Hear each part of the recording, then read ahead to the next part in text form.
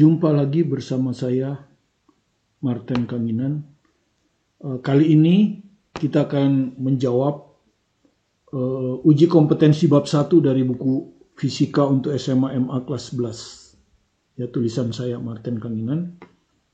Mungkin 3 soal saja untuk part 1 ini, nanti part 2 4 soal, kemudian mungkin part 3 dan part 4. Ya, kita pelan-pelan saja supaya Anda bisa mengikuti, karena sekarang Anda sedang awal duduk di kelas 11. Saya tidak menulis soalnya, jadi soalnya bisa dilihat dari buku ini, ya, bagi yang punya. Kalau yang tidak, diikuti saja, ya.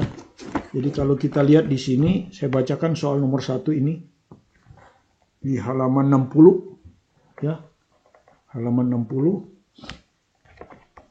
Jadi gambar ini diketahui, ya. Persis, kemudian kalimatnya gini.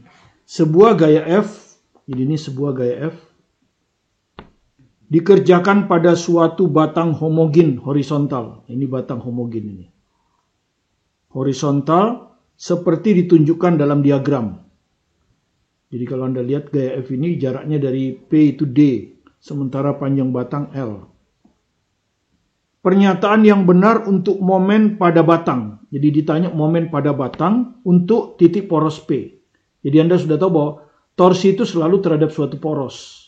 Jadi porosnya harus disebutkan. Di sini porosnya adalah P, ya. Jadi Anda ditanya berapa torsi dari gaya F ini pada poros P, ya. Jadi P itu adalah porosnya. Jadi porosnya ini. Gitu. Karena gaya F, apakah A, P sin theta kali D, B. Jadi ada pilihannya di sini, ya. Ini jawaban A, jawaban B, jawaban C, jawaban D, dan jawaban E. Ya. Jadi torsi, apa itu torsi? Ya, torsi itu adalah lengan momen kali gaya. Ya, L itu lengan torsi atau lengan momen, ya.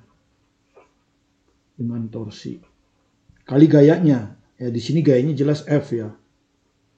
Nah, apa itu lengan torsi? Lengan torsi adalah jarak dari titik poros. Jadi jarak dari titik poros. Ya, di sini porosnya adalah P. Jadi ini P. Tegak lurus. Ya, tegak lurus. Garis kerja gaya. Ya, garis kerja gaya. Di sini garis kerja gayanya F. Jadi caranya Anda perpanjang ini nanti, kan. Anda perpanjang. Gaya F ini Anda perpanjang. Kemudian dari P Anda tarik tegak lurus. Ya, jadi dari P ini Anda tarik tegak lurus seperti ini. Nah, ya kan? Dari P ini Anda tarik tegak lurus seperti ini. Nah, dari P tarik tegak lurus. Nah, inilah lengan gayanya. Ya, lengan gayanya itu ini. Ya, jadi kalau saya gambar, ini diperpanjang ini. Nah, ini garis kerja gayanya, kan. Ini garis kerja gayanya ini. Ya, kemudian dari poros tarik tegak lurus, ya. Jadi dari poros ini tarik tegak lurus. Nah, ketemu dia di sini. Nah, inilah yang disebut dengan lengan torsi. Ya, jadi dari poros ditarik tegak lurus garis kerja gaya. Ya. Nah, sekarang berapa L-nya ini? Kalau Anda lihat di segitiga ini. Ini segitiga siku-siku, kan? Berarti ini adalah yang ini D, ini adalah hipotenusa. Ya, hipotenusa karena dia di depan 90. Kita sebutnya sisi miring. Ya, nah, L ini kalau Anda lihat, kalau nggak sin ya cos, di depan theta. Ini theta. Nah, ini di depan theta. Kalau di depan theta tuh sinus. Ya. Jadi L-nya di sini adalah D sin theta. Ya, jadi kalau kita masukkan, kita dapat to sama dengan D sin theta kali F. Nah, ini kalau Anda lihat jawabannya sama dengan jawaban A, ya. Cuma di A itu tulisnya F sin theta kali D. Jadi jawaban A itu ditulisnya F sin theta kali D. Ya, sama saja, kan. Ini perkalian, sifatnya komutatif. Sekarang kita ke nomor 3, ya. Nomor 3 ini, kalau Anda lihat di sini ada nomor 3. Ya, ini ada nomor 3. Ya, jadi gambar ini diketahui seperti ini gambarnya. Ini jari-jarinya 2R, yang ini jarinya 3R. Di ujung sini kasih gaya 3F, di ujung bawah ini 2F, di ujung bawah sini 2F. Nah, kalau kita baca soalnya, sebuah sistem dua roda seporos. Jadi ini dua roda seporos ya. Jadi ini tambahan, kalau yang merah ini tambahan ya. Anggaplah porosnya itu O. Nah, jadi porosnya seperti ini. Gitu ya. Bebas berotasi terhadap sumbu. Ya ini sumbu ini, dia bebas berotasi ya. Jadi bebas dia berotasi. Tanpa gesekan melalui pusat bersama roda dan tegak lurus terhadap bidang kertas. Ya ini. Ya kan? Ini. Ya. Jadi kalau Anda lihat ini. 4 gaya dikerjakan dalam arah tangensial. Maksudnya arahnya tegak lurus. Gitu. Nah, garis singgung lah kalau kita bilang. Terhadap tepi-tepi roda seperti pada gambar. Besar momen resultan pada sistem terhadap sumbu. Jadi Anda ditanya torsi terhadap sumbunya di sini O. Total ya. Baik disebabkan oleh 3F, baik disebabkan oleh 2F, 2F. Oke. Jadi pertama Anda sudah tahu ya. Torsi itu adalah lengan momen kali gaya. Tentu di sini gayanya ada 3. Satu-satu kita hitung ya. Misalnya kita mulai dari 3F. Ya. Torsinya terhadap O sama dengan tentu dari poros tarik tegak lurus ya. Jadi Anda sudah tahu ini dari poros ini akan ditaruh tegak lurus ya. Jadi kalau kita tarik tegak lurus ini gayanya kan. Nah, ini. Dari poros tarik tegak lurus ini adalah 3R ya. Oke, 3R. Nah, jadi 3R kali 3F, ya toh? 3R kali 3F, ya. Sudah itu baru tandanya. Nah, kita anggaplah berlawanan arah jarum jam. Berlawanan arah jarum jam positif. Ya. Jadi ujung ini ujung ini kita putar, ini kan ujungnya, kita putar terhadap O. Ya, kalau kita putar terhadap O kan ini. Nah, dia akan berputar seperti ini kan. Nah, ini adalah searah jarum jam ya, searah jarum jam. Jadi min. Jadi kita masukkan min di sini. Oke, itu gaya 3F. Sekarang gaya 2F. Torsinya terhadap O. Tentu lengan momennya dulu. Ya, Anda sudah. Oke, jadi lengan momennya adalah dari poros ini tarik tegak lurus. Nah, ini. Ini adalah 2R. Kalau yang 2F bawah ini. Nah, 3R. Ya, jadi perhatikan lengan momen adalah dari poros tarik tegak lurus garis kerja gaya. Ya. Jadi yang gaya ini ya. 2F. Lengan momennya ini. 2R. Ya, sekarang arahnya ujung ini diputar terhadap titik O, ya. Ujung ini diputar terhadap titik O. Kalau diputar kan begini. Nah, gitu. Ya. Ini berlawanan arah jarum jam ini, plus. Jadi di sini plus. Oke. Yang berikutnya adalah 2F yang bawah ini. Torsi O-nya sama dengan ini pasti 2F kan. Kemudian dari poros tadi tarik tegak lurus 3R.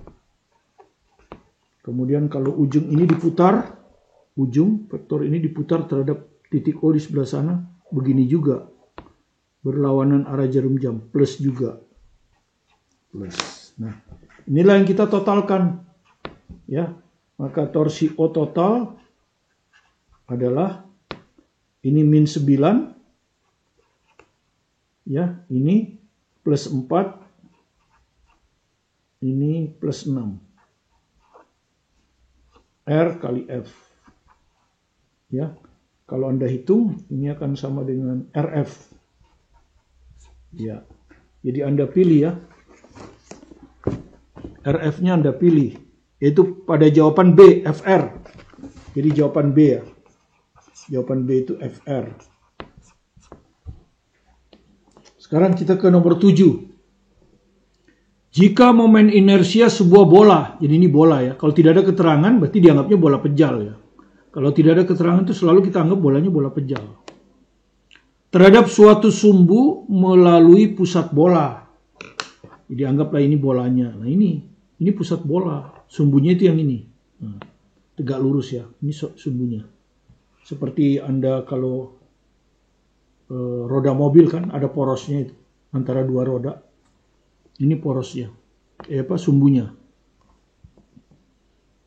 Momen inersianya I katanya, ya. Momen inersia dari bola ini I, ya. Jadi bola pejal ini momen inersianya, ya, momen inersianya sama dengan I, ya.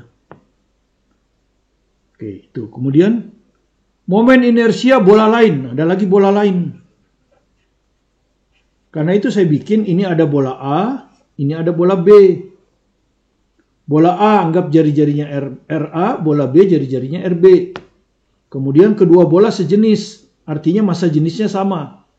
Ya, itu maksudnya sejenis. Massa jenis A sama dengan massa jenis B sama dengan rho.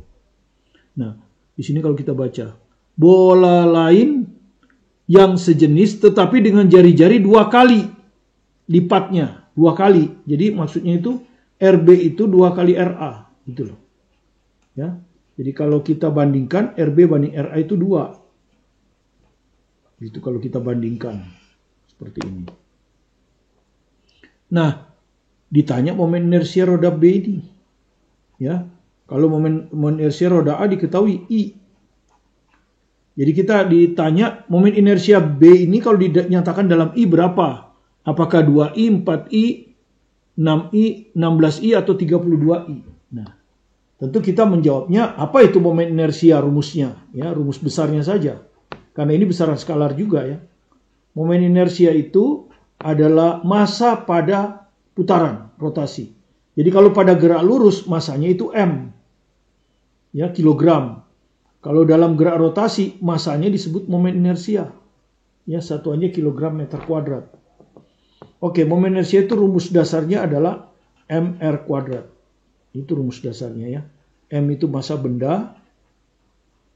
Ya, biasanya dinyatakan dalam kilogram. R itu jarak ya toh. Kalau kita partikel aja ya. Massa partikel ini kan. Ini jarak partikel gitu ya. Ke poros gitu. Nah, kalau bendanya berbentuk bola biasanya itu kan di sini momen inersia terhadap O kan. Partikelnya semua ada di kelilingnya. Maka R ini sama dengan jari-jari. Ya, kalau untuk bola atau silinder ya. Ya. Karena partikel ini sama jaraknya semua jari-jari. Oke.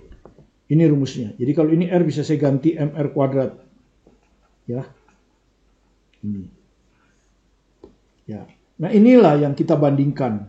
Jadi IA diketahui. Jadi kita bandingkan. Jadi IB banding IA, ya toh. Ini akan sama dengan massa B dibanding massa A, tentu saja kan, karena berbanding lurus. Nanti ini jari-jari B berjari-jari A dipangkatkan 2. Nah, begini. Kalau ini nggak ada masalah ya, sudah diketahui. RB per RA ini nggak ada masalah, sudah diketahui itu 2. Ya, ini sudah tidak ada masalah ini. Ini sama dengan 2. Nah, yang masalah itu adalah MB per MA. Karena belum diketahui. Di sini tidak ada diketahui massa B terhadap massa A. Yang diketahui adalah jari-jarinya. Karena itu, kita akan membandingkannya bagaimana menghitung massa suatu bola. Ya, massa itu tentu massa jenis kali volume. Ya, karena di sini ada massa jenis kan. Ya. Nah, kalau sejenis berarti rho ini sama. Sehingga massa bisa diwakili oleh volume. Ya, massa ini bisa diwakili oleh volume. Gitu. Tapi volume nggak tahu juga. Nggak tahu juga. VB per VA juga nggak tahu. Jadi kita harus cari lagi volume itu apa. Volume bola. Volume bola itu kan 4/3 pi R pangkat 3. Itu volume bola. Nah, 4/3 bilang tetap, pi bilang tetap. Jadi volume itu sebanding dengan R pangkat 3. Ya, volume itu sebanding dengan R pangkat 3. Nah, baru kita masuk ke sini. Tadi ya, massa itu sebanding dengan volume. Sementara volume sebanding dengan R pangkat 3. Sehingga artinya massa sebanding dengan R pangkat 3. Jadi kalau saya mau bandingkan MB dibagi MA, kalau saya mau bandingkan MB dibanding MA, berarti harus pangkat 3. Ya, R-nya pangkat 3. Ya, RB per RA pangkat 3. RB per RA tahu kan 2. Jadi ini 2 pangkat 3. Nah, begitu. 8. Ya, nah sudah masukkan ke sini. Ya. Ke sini ya. Masukkan ke sini. Jadi IB per IA ya sama dengan masukkan ke sini nih, ya. Nah, saya salin lagi lah biar jelas. MB per MA kali RB per RA pangkat 2.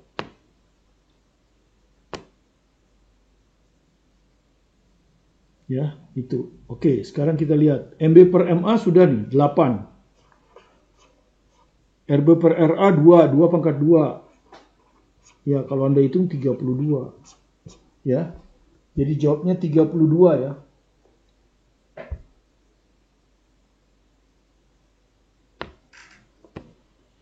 Oke, 32 itu jawaban E. Ya, jadi jawabannya E. Jadi di E itu nanti tulisannya seperti ini. 32I. Nah, ini yang benar. Ya, jawabannya E. Sekarang kita ke nomor 9. Tadinya gitu kan ya. Nomor 9. Ya. Jadi kalau Anda perhatikan di nomor 9. Ya. Nomor 9 itu ada gambar seperti ini.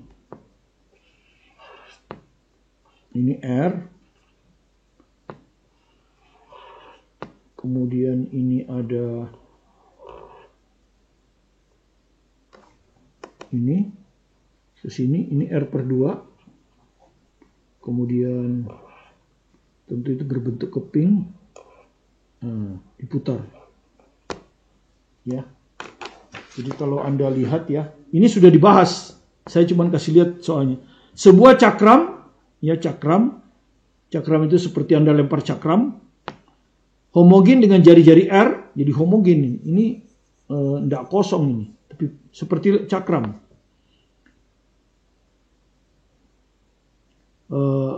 Massa M, jadi massanya M. Diputar terhadap sumbu putar melalui pusat. Nah, diputar begini. Nah, gitu. Dan ternyata momen inersia terhadap pusatnya, kalau ini O, ternyata momen inersianya diketahui nih ya, setengah mr kuadrat. Gitu ya. Jadi cakram itu sebetulnya silinder pejal, makanya momen inersianya terhadap poros pusat setengah mr kuadrat. M itu massa dari cakram, R jari-jari dari cakram. Kemudian suatu lubang dipotong dalam cakram. Nah, jadi cakramnya sekarang sisa ini. Nah, lubang ini dipotong. Ya, jari-jarinya R per 2. Gitu. Kemudian sudah itu mereka diputar terhadap poros. Ya, diputar sekarang terhadap poros. Berapa momen inersianya? Di O juga. Tapi yang sudah ada lubangnya. Nah, ini sudah pernah dibahas di YouTube ya, Anda lihat di YouTube saya, YouTube Martin Kanginan, seri fisika kelas 11, Anda cari momen inersia benda pejal bersama Insinyur Martin Kanginan. Maka Anda akan dapat penjelasan yang cukup jelas tentang menghitung momen inersia ini. Ya, ini adalah soal dari Eropa ya atau Amerika. Biasanya advanced placement ya.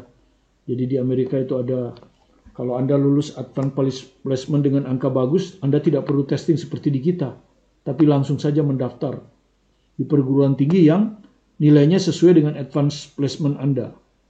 Tentu berbeda-beda ya tiap perguruan tinggi. Ya, misalnya MIT beda dengan Caltech, ya pasti nilainya beda. Kemudian ada lagi universitas-universitas lain. Oke, silakan Anda buka YouTube ini, Anda saksikan jawaban nomor 9 ini. Ya, Oke, itu aja yang bisa saya berikan di part 1 ini. Terima kasih kepada Anda yang sudah berkunjung dan belajar bersama saya. Kalau Anda merasa terbantu, silakan di subscribe, like, komen. Tetap semangat belajar mandiri mulai dari kelas 11 di awal ini. Ingat, belajarlah dari awal, bukan pada saat finish. Karena tidak ada atlet atau orang sukses yang start pada saat akhir, tapi dia selalu start daripada keadaan awal, sehingga dapat mencapai garis finish dengan baik. Tetap semangat belajar mandiri di rumah, fokus pada tujuan Anda pasti sukses. Bersama saya, Martin Kamina. Terima kasih.